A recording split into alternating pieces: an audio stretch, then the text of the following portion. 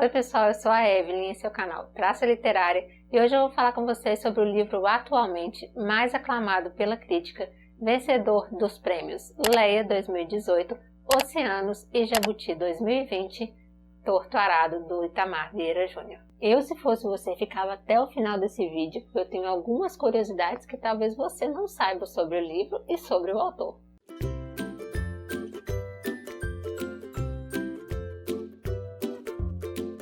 Antes de começar a falar sobre o livro, eu quero lembrar você de se inscrever aqui no canal para que a gente possa conversar bastante sobre literatura, sobre novidades, sobre resenhas. Eu vou adorar discutir e conversar sobre livros aqui com vocês. Combinado? Então se inscreva. Sabe aquele livro que as pessoas comentam a respeito?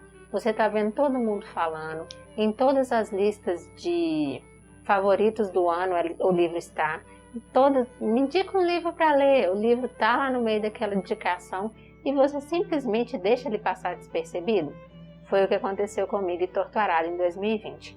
Todo mundo que eu conheço, todas as pessoas do mundo Booktube, do Instagram que eu acompanho, todo mundo em peso comentando, indicando, falando maravilhas do livro e eu não dei a menor atenção. Até que em fevereiro deste ano eu descobri uma leitura coletiva dele e resolvi participar. Ainda bem que eu participei.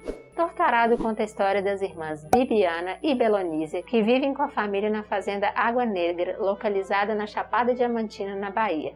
Eles vivem em situação análoga de escravo, porque desde os tempos primórdios da existência da fazenda, quem não tinha lugar para ir ou quem precisava de algum trabalho, um cantinho de terra, chegava em Água Negra e pedia por um pedacinho de terra, por um lugarzinho para ficar, desde que construísse a casa com o barro do próprio chão da fazenda e que prestasse serviço para o senhor, sem receber salário e com um pedacinho de terra cedido pelo dono da fazenda, parte do que fosse produzido fosse dado para esse senhor, para esse dono da fazenda. Com o passar dos anos, criando essa gratidão, esse respeito, digamos assim, que não é bem o respeito pelo dono da fazenda, as pessoas que ali viviam acabaram perdendo o direito de falar, se sentindo sem fala, sem voz, para discutir com o dono, para lutar por seus direitos por um pedaço de terra, por um salário digno, por educação digna, por saúde. E acabaram vivendo achando que a vida era aquilo ali mesmo, que assim é que eles nasceram para viver. E eles dividiam o tempo entre o trabalho na fazenda e as brincadeiras de jari. O que é jari? É uma religião que existe apenas em cidades localizadas nessa região da Chapada Diamantina da Bahia e que mistura, é uma junção de algumas religiões, como a católica, o espiritismo, o umbanda e o candomblé. Você percebe vários desses traços ao longo do livro enquanto está lendo. E o pai da Bibiana e da Belonísia, o Zeca Chapéu Grande, ele é um curador, um curandeiro, né, para algumas religiões, e uma dessas pessoas que recebem os espíritos nas brincadeiras de jari. Só que nessa religião eles não são chamados de espíritos, são chamados de encantados. E é nesse cenário da fazenda e das brincadeiras de jari que nós vamos acompanhando a Bibiana e a Belonísia desde a infância até a fase adulta. Na parte da infância acontece um acidente que muda a vida das duas de forma irreversível e acaba as unindo muito mais ainda do que o simples fato delas serem irmãs. E aí nós vamos acompanhando o crescimento delas e a luta por seu lugar de fala, né, pelo seu direito de falar e por ter voz, tanto metafórica quanto literalmente, e também a luta por respeito e por um pedaço de terra. E depois desse breve resumo que eu trouxe para vocês, a única coisa que eu posso dizer é que esse livro passou de um desapercebido para um dos favoritos da vida. E várias coisas, aliás, todas as coisas, todos os elementos do livro acabaram contribuindo para isso. Primeiro, a escrita do autor é muito fluida, é muito coerente, é clara, é envolvente, é intrigante, não tem como não se envolver e você acaba querendo devorar o livro. Ele tem menos de 300 páginas, mas ainda que ele fosse maior do que isso, eu acho que eu ia ler e também não ia nem perceber. Outra coisa que me influenciou muito foi a ambientação. Eu simplesmente amo livros que se passam no sertão nordestino. ou no Nordeste de forma geral. Então, eu já comecei a ficar encantada com a história e foi fui só me envolvendo mais e querendo conhecer mais ainda, mais esse pedacinho do Nordeste que eu não conheço nada do Nordeste, mas depois de tanto livro maravilhoso a respeito, incluindo esse, não tem como não ficar com vontade de conhecer a Chapada Diamantina. Outro elemento que contribuiu muito foi a narrativa das irmãs Bibiana e Belonísia.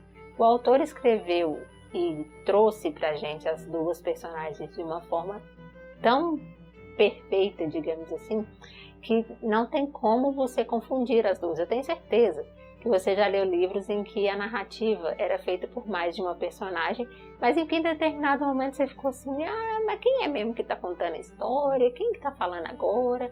Sabe, nesse livro isso é impossível de acontecer.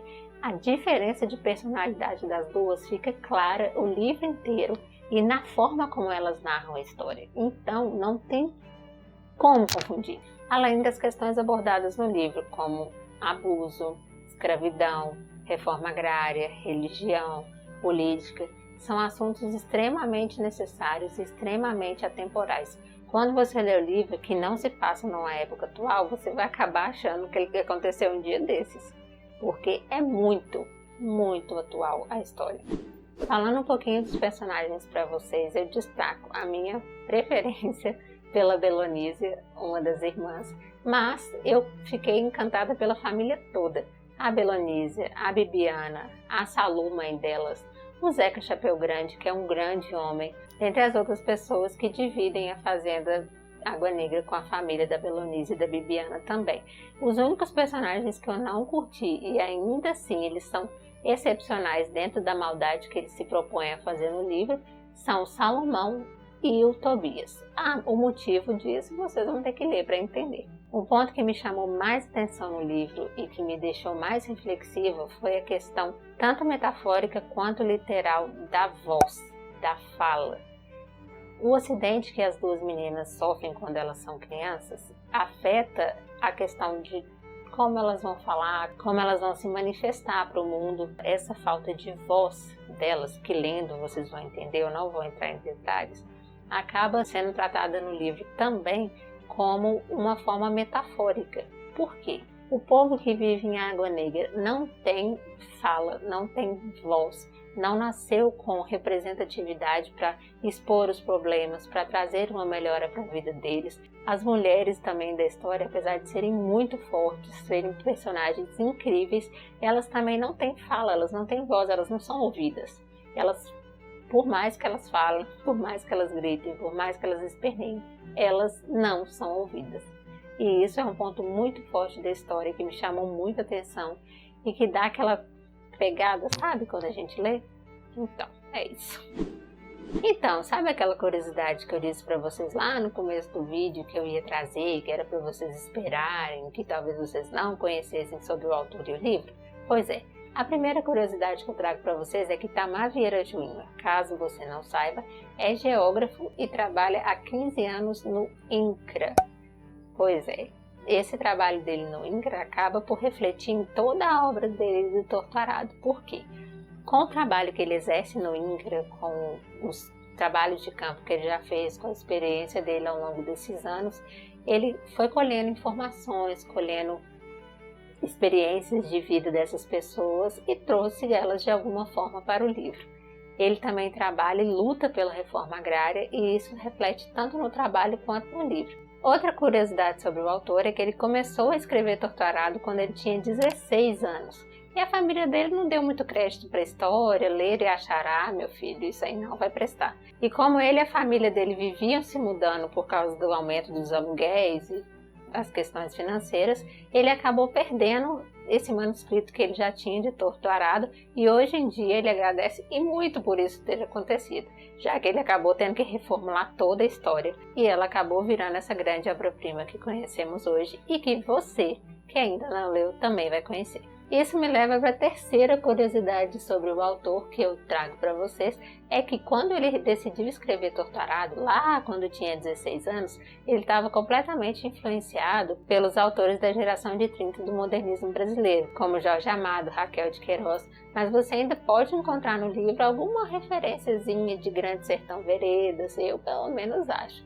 Se você acha que isso não é motivo para esse livro ser um clássico instantâneo, eu acho que você devia começar a ler ele hoje mesmo. Outra curiosidade que você não sabe, mas se sabe, eu vou falar de novo, é que o livro foi lançado primeiro em Portugal, graças ao Prêmio Leia 2018 que o autor ganhou com o livro. Ele ganhou o direito de lançar o livro pela editora Leia, e em razão disso foi lançado primeiro em Portugal. Meses depois ele foi lançado aqui no Brasil pela editora Todavia e tem essa capa, que não é a mesma desta capa, que é a da editora Leia, e foi a edição que eu li. E a última curiosidade que eu trago para vocês é em relação ao título do livro, Torto Arado. Apesar de ser explicado no livro o motivo dele se chamar assim, na entrevista que o autor deu para o Roda Viva da TV Cultura, ele diz que extraiu de um verso de Marília de Dirceu, do Tomás Antônio Gonzaga. E para encerrar esse vídeo, eu vou ler esse trecho para vocês. A doravante mão negra morte acaba de roubar o bem que temos. Até na triste campa não podemos zombar o braço inconstante da sorte. Qual fica no sepulcro que seus avós ergueram descansado. Qual no compor lhe arranca os brancos ossos, ferro do torto arado. Se você ficou interessado em ler esse livro, eu vou deixar o link aqui na descrição. E se você já leu, por favor me conte o que você achou e vamos conversar a respeito. Um beijo para vocês, até o próximo vídeo, tchau!